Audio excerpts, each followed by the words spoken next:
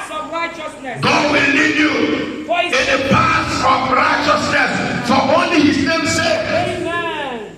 Yea, though I walk through the valley of the shadow of death, I feel with them no evil, for that are with me.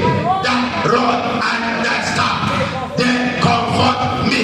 That prepares a table before me in the presence of my enemies. That anointed my hair with oil, my cup runneth over.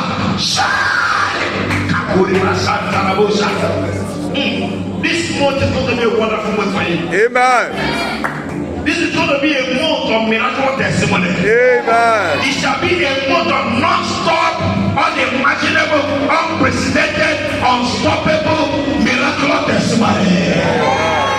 The Lord will lead you beside the waters. The Lord will restore your soul. The Lord will make you to lie down the green pasture. He will lead you beside the water. He will fight your battle. All your enemies. Say, listen to me, all my enemies. Huh? You know, there's something God used Micah to say in Micah chapter 7, verse 7 and verse 8. Located before. We are writing up. Rejoice not against me, oh my enemies, for if I fall, my God will take me up again. Huh? Micah chapter 7, read verse 8.